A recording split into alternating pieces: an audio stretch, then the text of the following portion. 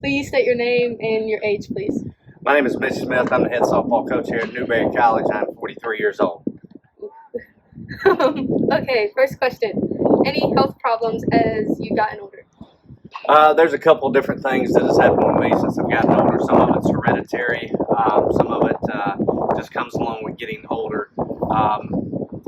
One thing is my blood pressure has skyrocketed through the roof in like the past 3 years.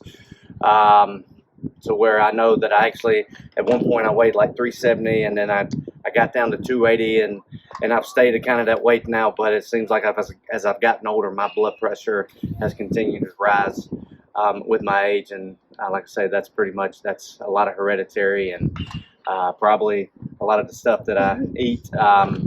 And also just from all the years of playing sports, not properly stretching myself.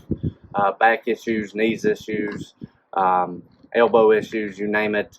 And also the ability to actually sleep through the night has become an issue as well.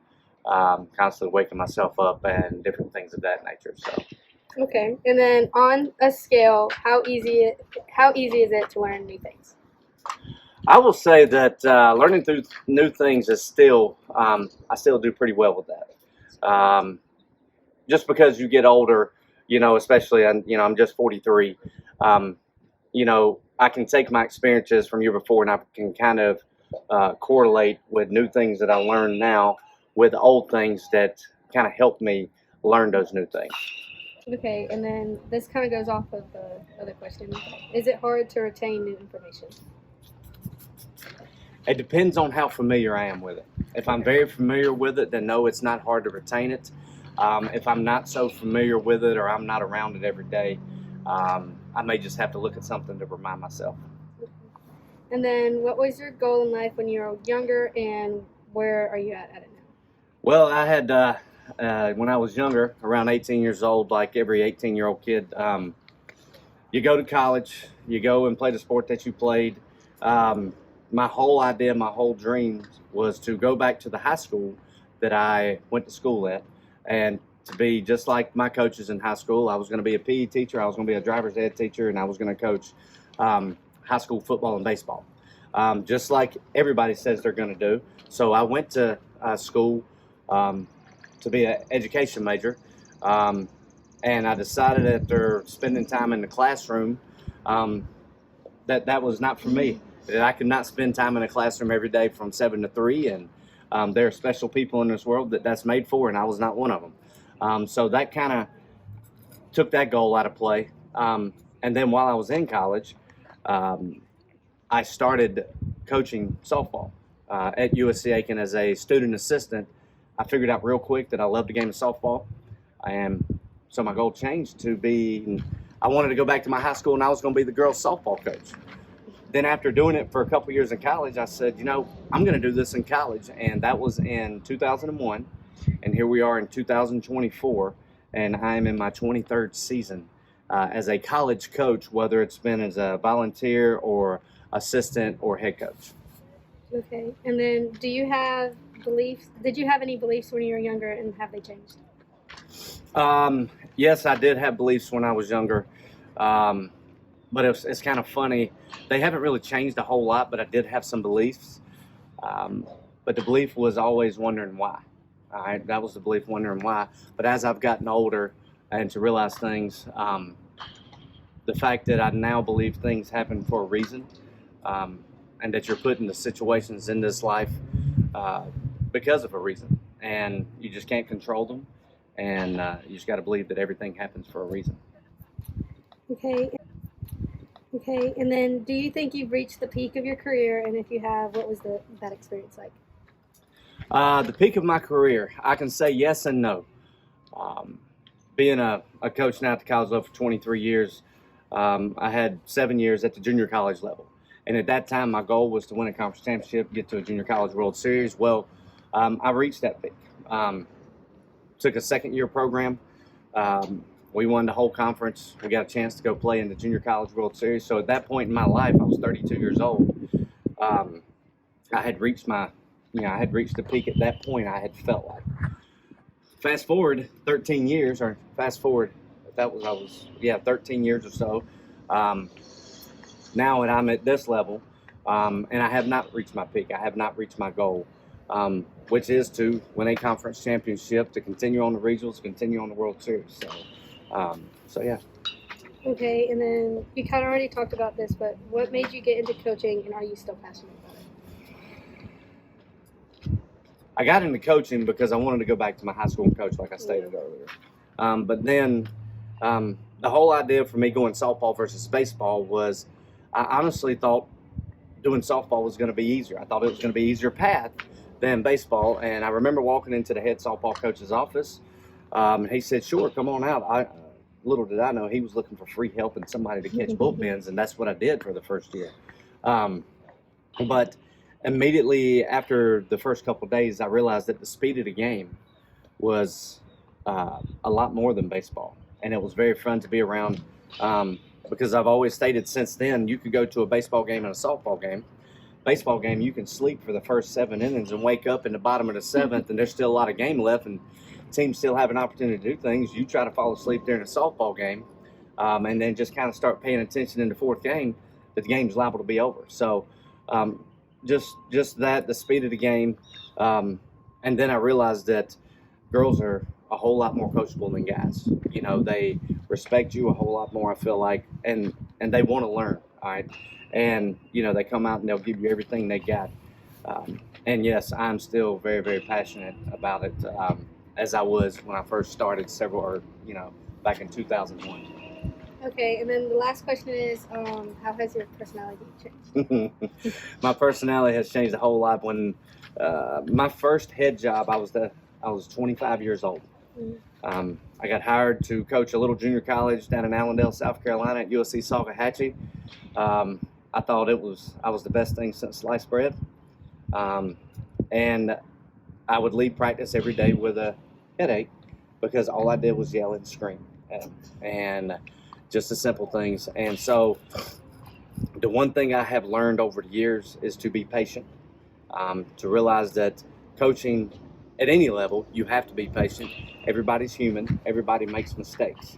And it's always, to me, it's more of the reaction to the action than it is the actual action. So I would think that would be one way my personality has changed, that I no longer leave the field with a headache now. I understand that you guys are humans and that you are going to make mistakes, and then if we could just keep focusing on the right things every day and continue to work and do the right things, that it is eventually going to happen.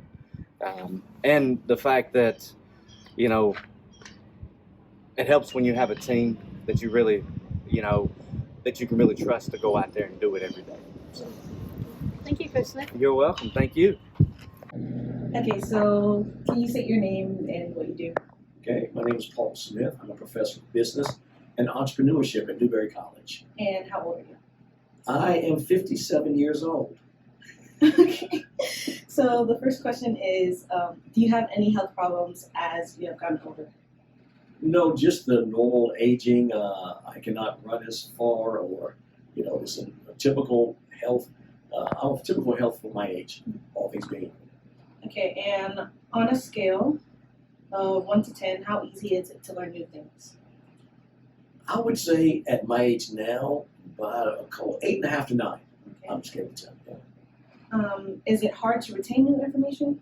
No, my retention is spot on. It's just that learning of something new. And to elaborate, I am not quite gravitated towards TikTok and Bitcoin. Okay? Okay. What was your goal in life when you were younger, and has it changed now? Well, my goal younger was to be a success, whereby I could pass on generational wealth. And not knowing how to do that, it took a series of careers, albeit real estate, which I'm involved in now as an entrepreneur. And God bless America, it is coming towards fruition. And do you have beliefs, and have they changed from when you were younger? Well, I would say they've been modified. My beliefs have always been, if you work hard and have a certain demeanor, that you could take advantage of opportunities. Now I'm always quoted as saying, God bless America, having traveled abroad. and seeing what this country has to offer. But literally, it's kind of modified from that. And I think that's where I am right now, to see the greatness of this country called America. Although we're not perfect, but again, we're a pretty good country. Do you think you've reached the peak of your career? No, I think I have about 2 chapters left before I can say it all said and done. Okay. What made you passionate about teaching? Having been an undergrad at a university, which I will not mention, having to sit through boring lectures to the point where you had to fight to remain awake. And I said, if I had the opportunity, I would always make my lectures engaging. Never had an idea of being teaching at all.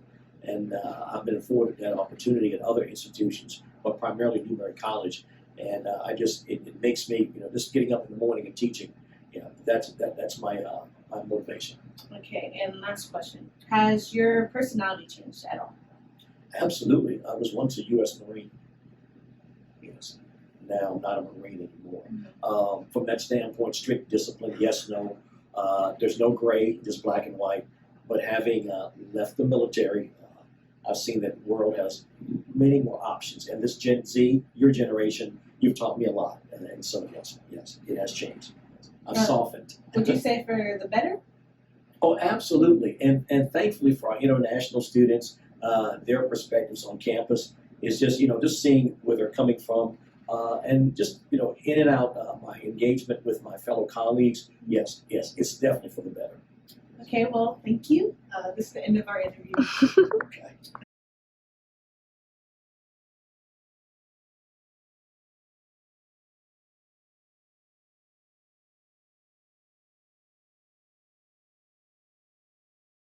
How long have you been teaching? I've been teaching for 12 years. I taught my first solo course as a grad student in 2012. Have you had any health problems as you've gotten older? The other health issues I can think of, whether more physical or mental in nature, are more chronic conditions than age-related. I'm not sure if this is what the question is getting at, but if mental health is included, I was diagnosed earlier this year with anxiety and ADHD. I've known I had clinical level anxiety for quite some time.